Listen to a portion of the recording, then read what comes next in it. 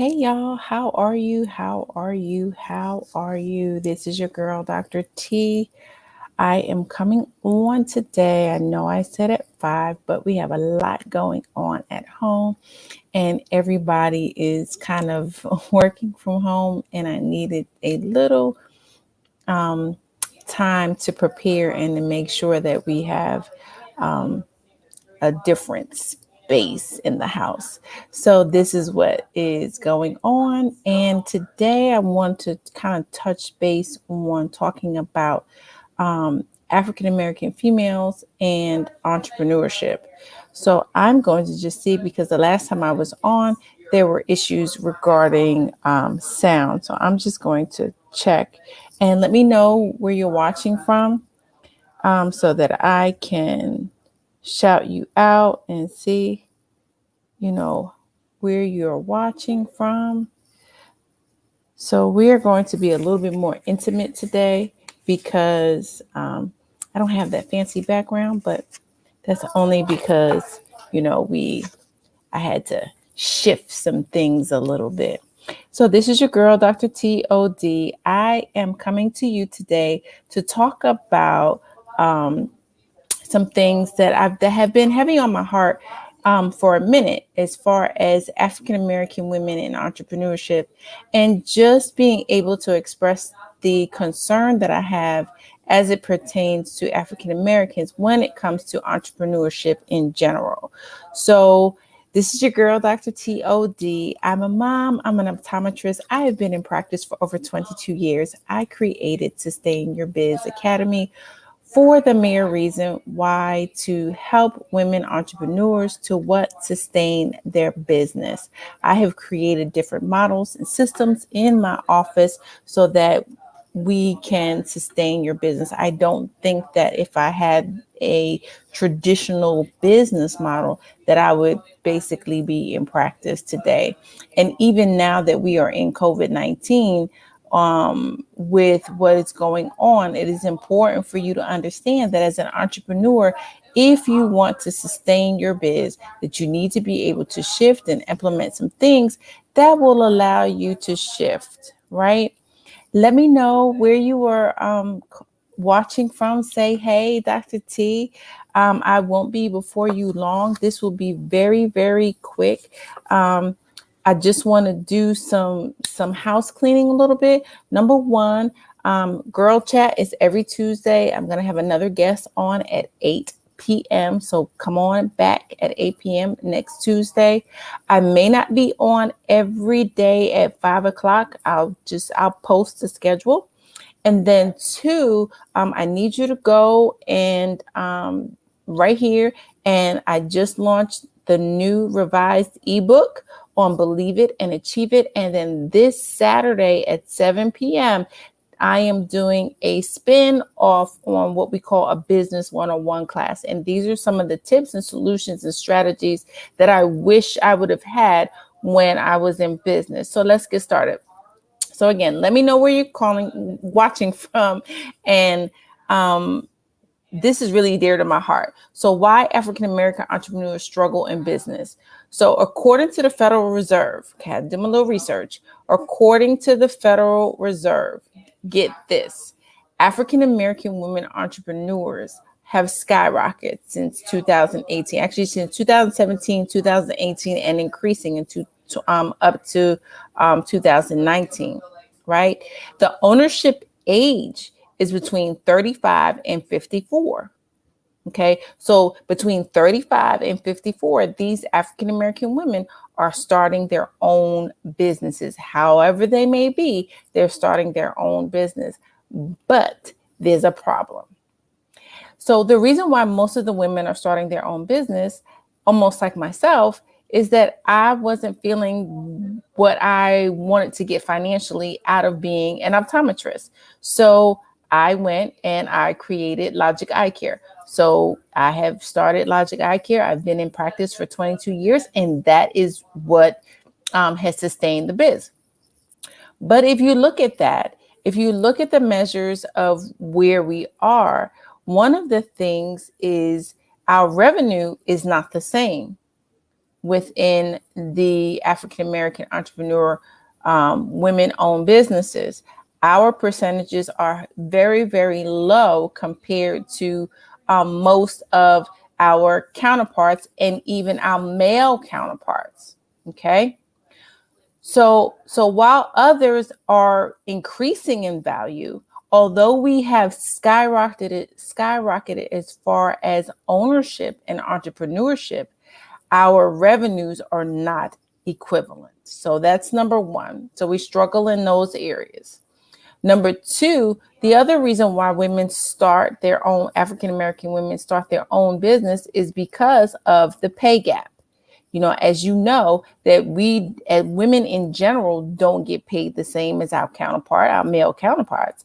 But as African American women, we definitely don't get paid the same as our other female counterparts, right?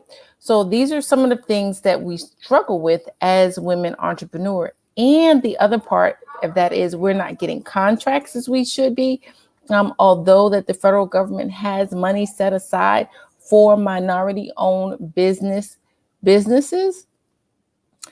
we're not getting those. Okay, so that's why I also talk about.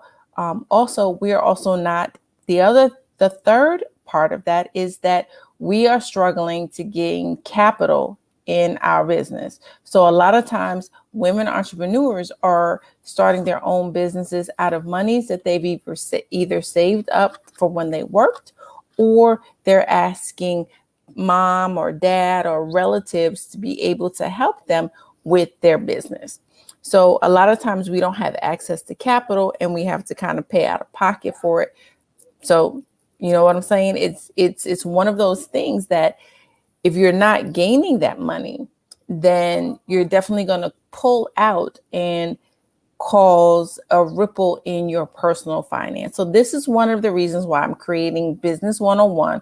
If you scroll up there and you click on there, and you can even share it for somebody that may have started a business or want to learn more about how they can effectively run their business. So the one thing that I've said and I've talked to other people about is that, we have technically most of our businesses, the majority of them are not small businesses. Let me give you the difference. They're not small businesses. Small businesses, based on the federal government standpoint, is that it's making $1 million or more. Most African American female-owned business are really micro businesses, and they're not making that dollar amount. But however, depending on how many staff we have, how many employees we have, we still fall underneath the same tax bracket or tax rules as a small business. So and let me tell you how I learned that. I went to a small business gathering sponsored by the SBA, and they were trying to tell us how to gain more capital and contracts with the Small Business Administration. Well, when I told them how much my company was making, the person there was basically saying, oh, well, technically, you're not considered a small business. You are actually considered a micro business. Who knew? Because all along, I thought I was creating something that was technically a small business. So a lot of times we need to be educated on the difference between a micro business and a small business. Okay. So the number one of the reasons why African American women struggle, although we are like number one in starting our businesses, we struggle because we are not getting the same revenue, and we struggle because we're not gaining the same financial resources as our counterparts. Okay. And the third is that technically our businesses are not considered small businesses. They're considered micro businesses. So let me explain. A lot of time our women entrepreneurs, the reasons why they're skyrocketed is because they are basically outside hustle, right? We always say, I'm Caribbean, so they always say you got three jobs. I always say you got 3 jobs, man, right? So we're always having more than one business. So that's why they're calling it a side hustle, because You know, is it a business or is it a side hustle? So we need to be able to figure that out for you. Because if you want it to go from a side hustle to a business, you need to you need to have all the things in place as a structure. So therefore, you need to be able to put those in measures. So the other part is that we also lack resources and mentors. So as a small business and personal development coach, I will be that person that you can be that soundboard. And the way that I've structured Sustain Your Biz Academy is not only to have one-on-one coaching, but also to be able to have what we call a think tank type of situation. And so this Saturday is such that event, and it's at 7 p.m. and you can just sign up for that and, bring all your business stuff, and we can go over how you want to structure your business and making sure that what we are providing you with sustainable solutions to your biz. If anything that I have said today has added value, press V in the comments. I really think it's important at this time for us to really come together and understand the importance of small business versus micro business versus entrepreneurship versus whether or not you want that side hustle to actually be your business. So this is your girl, Dr. T.O.D. I'm coming to you today to talk about some of the struggles that happen within the African American community as it pertains to our entrepreneurship and, more importantly, as women entrepreneurs. Listen, there's an event coming up this month. I will be posting it. I need you to sign up. If you are a woman entrepreneur, you need to be in the place, okay? You need to be in the place and signed up for it. We're going to have dynamic speakers, and we're going to have prizes. We're going to have a raffle, and we want you to come out empowered and ready to do business. No more of this side hustle. We want you to really grow. So part of that step is to take this business class that is on Saturday, and then look out for our entrepreneur empowerment conference, virtual conference at the end of this month.